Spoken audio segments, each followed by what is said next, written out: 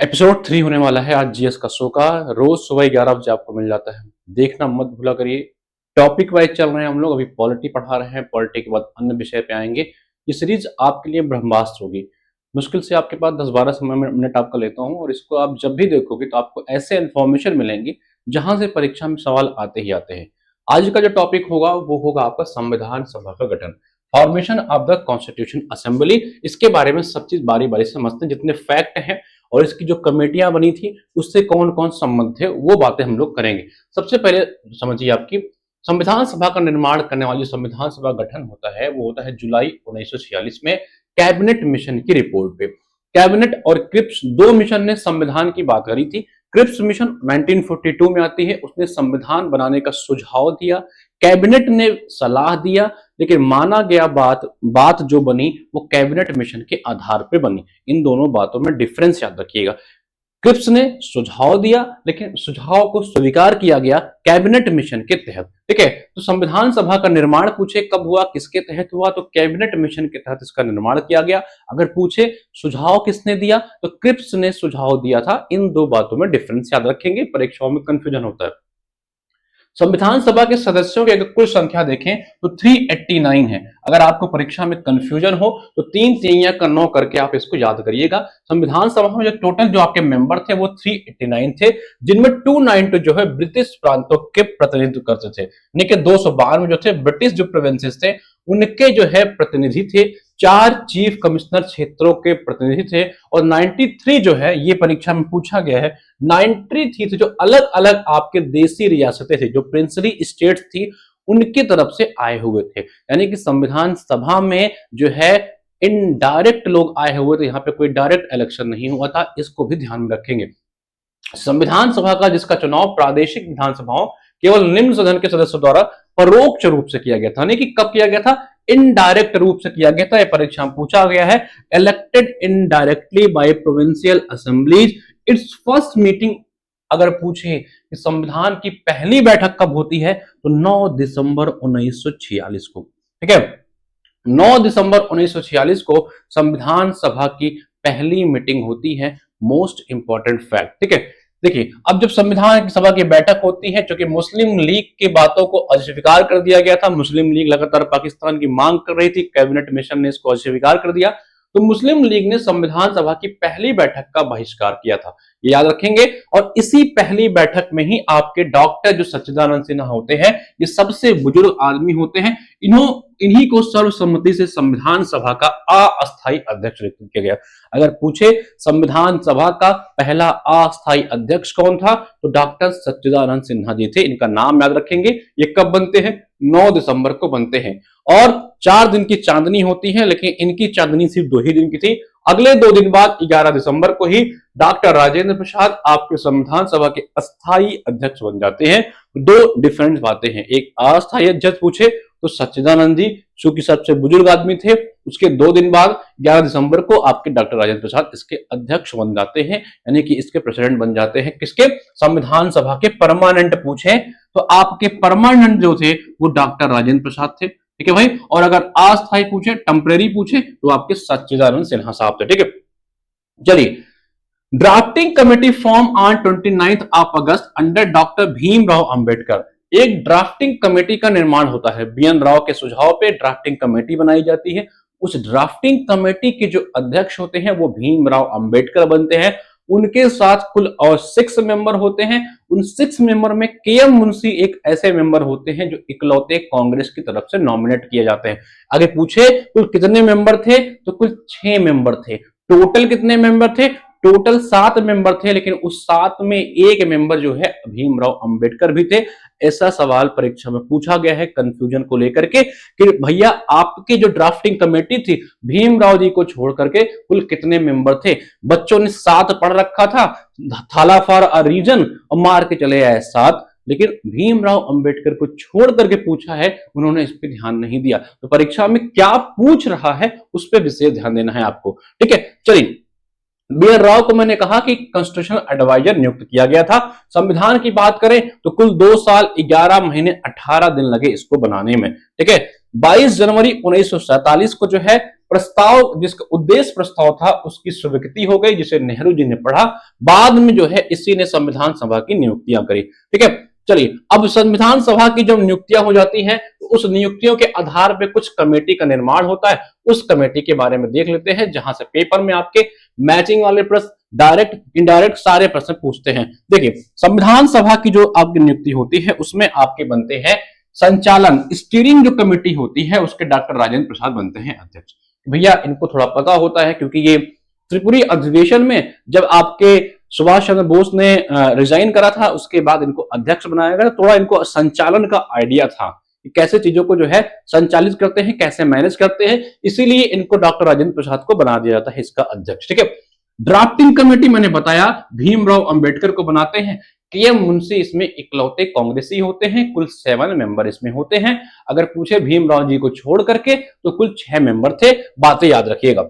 Union की power की committee जो होती है वो पंडित जवाहरलाल नेहरू अपने हाथों में ले लेते हैं, और यूनियन कॉन्स्टिट्यूशन जो कमेटी होती है इसको भी पंडित जवाहरलाल नेहरू अपने हाथों में ले लेते हैं। तो जहां जहां यूनियन की बात आएगी आप देखोगे जेएल नेहरू साहब अपने आप आगे आ जाते हैं। ठीक है, जहां जहां प्रोविंशियल की बातें आएंगी आप देखोगे वल्लभ भाई पटेल अपने आप आगे आ जाते हैं। तो अगर पूछे प्रोविंशियल कॉन्स्टिट्यूशन कमेटी के अध्यक्ष कौन थे तो वल्लभ भाई पटेल। इनको भैया मिला हुआ था टारगेट कि सारे जितने प्रोविंशियल हैं सबका एकीकरण किया जाए, जितनी रियासतें हैं सबको भारत में विलय करने का इनका काम सौंपा गया था। ठीक है, तो इसके अध्यक्ष बनते हैं सरदार वल्लभ भाई पटेल, इसको भी याद रखेंगे। और जब यूनियन की बात आए तो आपको जवाहरलाल नेहरू को लगा देना। ठीक, कंफ्यूजन नहीं होना, एग्जाम में देखना है। Advisory commission on fundamental rights and minorities, Vallabh भाई पटेल लगातार जो है कराची अधिवेशन जब इन्होंने किया था तभी से लगातार जो है ये फंडामेंटल राइट्स के ऊपर जो है बात करते आ रहे थे। हालांकि फंडामेंटल राइट्स की पहली बार अगर बात पूछे तो जो नेहरू रिपोर्ट 1928 में आती है उस रिपोर्ट में ही पहली बार फंडामेंटल राइट को इंट्रोड्यूस किया गया।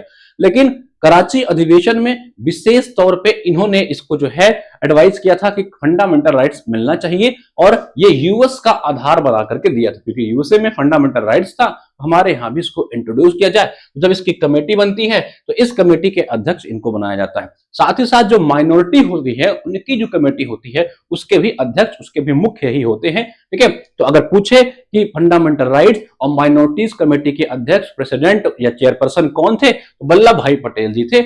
आज भारत में कुल कितनी माइनॉरिटीज हैं ये आपको कॉन्स्टिट्यूशन में क्या इसके बारे में बताया गया है, कमेंट सेक्शन में लिखिएगा।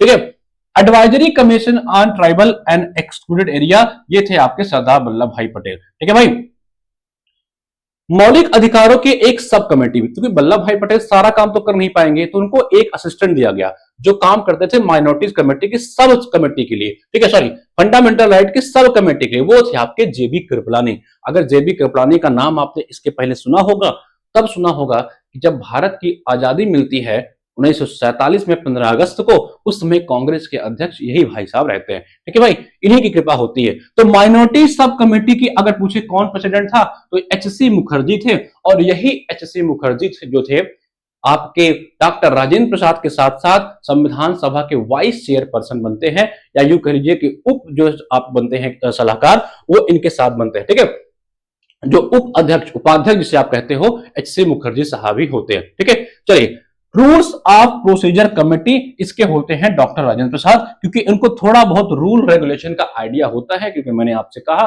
कि भैया ये बने होते हैं एक बार आपके अध्यक्ष, और इनको थोड़ा जानकारी अच्छी खासी रहती है। इनको आजाद शत्रु भी कहते हैं, इनका कोई शत्रु नहीं होता है, इसीलिए भारत के पहले राष्ट्रपति बन जाते हैं। ठीक है, सबसे इनकी बात बनती है। चलो, एक आपका पुस्तक है डिवाइड इंडिया, बताइए किसने लिखा है। अगला है फाइनेंस एंड स्टाफ कमेटी, इसको भी डॉक्टर राजेंद्र प्रसाद को सौंप दिया जाता है, थोड़ा फाइनेंशियल काम का आइडिया इनको रहता है।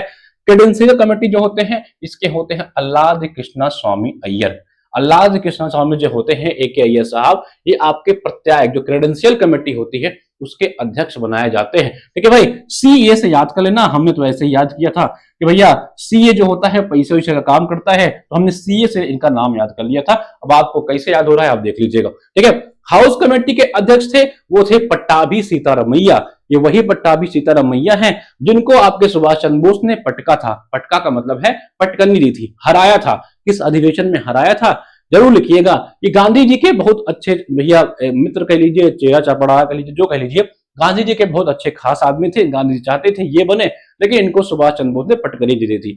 जब दोनों हार गए, फिर वो बेचारे जब ये भी हार गए, बोस बनते हैं, बाद में बोस को गांधी जी खूब उल्टा सीधा बोलते हैं भैया, तो बोस अपने आप को रिजाइन करके आगे बढ़ जाते हैं, फॉरवर्ड ब्लॉक की स्थापना करते हैं 1939 में। ठीक है, चलो ऑर्डर ऑफ बिजनेस कमेटी की बात करें तो भैया ये मुंशी साहब थे। आपको पता है कि मुंशी आदमी है, बिजनेस बिजनेस का काम देखता है। ठीक है, अब वो अलग बात है कि मुंशी फिर निकला मेरा चोर रे, वो ना हो। मुंशी जी का जो काम होता था पहले के समय में, वो पैसे वैसे का देखने काम होता था, बिजनेस बिजनेस का संभालने काम होता था, लेखा पढ़ी काम होता था। तो जो बिजनेस कमेटी थी उसके अध्यक्ष यही मुंशी साहब होते हैं, और यही आपके ड्राफ्टिंग कमेटी के इकलौते कांग्रेस मेंबर भी बनते हैं। ठीक है भाई, ad hoc committee on national flag, national flag पे एक एडहॉक कमेटी बनाई जाती है, उसके अध्यक्ष आपके डॉक्टर राजेंद्र प्रसाद जी बनते हैं, ये भी ध्यान में रखेंगे। ठीक है, committee on function of constitution assembly, ये बनते हैं आपके जीबी मावलंकर साहब, वेरी इंपॉर्टेंट। देखिए संविधान सभा दो तौर पे काम करती है, एक तो काम करती है ये कॉन्स्टिट्यूशन असेंबली की तरह, जब ये कॉन्स्टिट्यूशन असेंबली की तरह काम कर रही होती है तो उसके अध्यक्ष माने जाते हैं मावलंकर। ठीक है, जब ये काम करती है आपकी ड्राफ्टिंग कमेटी की तरह, तब उसका काम करते हैं राजेंद्र प्रसाद। दोनों अंतर याद रखेंगे, दोनों में डिफरेंस याद रखेंगे। ठीक है भाई, और ये वही मावलंकर साहब हैं जो लोकसभा के पहले स्पीकर बनते हैं, ये वही मावलंकर साहब हैं जिन पे लोकसभा में पहली बार इंपीचमेंट लाया गया था। अभी हाल ही में आपके जो लोकसभा स्पीकर हैं उनके खिलाफ इंपीचमेंट लाया गया है। अगर आपसे पूछे कि भारत में पहले लोकसभा अध्यक्ष कौन थे जिनके खिलाफ इंपीचमेंट लाया गया था, अविश्वास प्रस्ताव लाया गया था, तो ही मावलंकर साहब थे। इन्हीं को लंका लगाने के लिए सारे लोग भिड़े हुए थे। ठीक है भाई, चलिए ad hoc committee on supreme court, ये थे आपके एस वरदाचारी। ठीक है, सुप्रीम कोर्ट की एक एडहॉक कमेटी बनाई गई थी, वो इसके अध्यक्ष होते हैं। प्रेस की जो गैलरी कमेटी होती है वो होती है आपके उषा नाथ सेन जी। ठीक है, ये बातें याद रखेंगे, ये परीक्षाओं में पूछे गए हैं। चलिए अगला जो कमेटी है एडहॉक कमेटी ऑन सिटीजनशिप, इसके भी बनते हैं एस वर्धाचारी। तो ये बातें आपको याद रखनी है। ठीक है, ये बातें आपको याद रखनी है कि आपकी परीक्षा में यहां से प्रश्न जरूर आते हैं। ये नोट्स आपको क्विक रिवीजन नोट्स के फॉर्म में मैं दे रहा हूं, आपको पढ़ना है और इसमें सब कुछ लिखा हुआ है। 25-30 पेज में चीजें आप प्रिंट कराओगे तो आपको मिल जाएंगी, और यकीन मानिए एक जगह सब कुछ, जितना मैंने नोट्स बना करके अपना मेहनत किया था उस नोट्स को यहाँ पे पिरो रहा हूं। इसमें लूसेंट भी है, घटना चक्र भी है, जो मैंने मेहनत कर करके चीजें लिखी थी सबको टाइपिंग फॉर्म में हिंदी इंग्लिश में आपको दे रहा हूं। ठीक है, अगर आप तैयारी कर रहे हो जिस किसी परीक्षा की, तो आप हमारे कंटेंट बैच में जुड़ेंगे या हमारे पेड बैच में जुड़ रहे हैं तो आपको ये मिल रहा होगा। जैसे कि अगर आप इलाहाबाद हाईकोर्ट की प्रिपरेशन कर रहे हैं तो आप इलाहाबाद हाईकोर्ट के हमारे दो बैच से जुड़ सकते हैं। ठीक है, एक बैच है हमारा सफलता का जंग बैच, जिसमें आपको यही हम कंटेंट वगैरह देते हैं, इसमें क्लासेस नहीं होती है। ठीक है, करंट अफेयर 12 मंथ का पीडीएफ सब कुछ देते हैं, इसमें ये आपको मिल रहा है की बार। अगर आप समीक्षा बैच फुल में जुड़ते हैं तो वीडियो लेक्चर के साथ साथ ये नोट्स मिल रहा है। इसके अलावा अगर आप तैयारी कर रहे हैं यूपी जेडीसी की या टीचिंग एग्जाम्स की, तो उसके बैच में जैसे संकल्प 2.0 में जुड़ेंगे तब भी आपको ये नोट्स मिलेगा पूरा क्लास के साथ। और अगर आपको सिर्फ कंटेंट चाहिए तो ये बाई कर सकते हैं। जुड़िए, पढ़िए, इस सीरीज से जुड़ना मत भूलिएगा। सभी को शुभकामनाएं।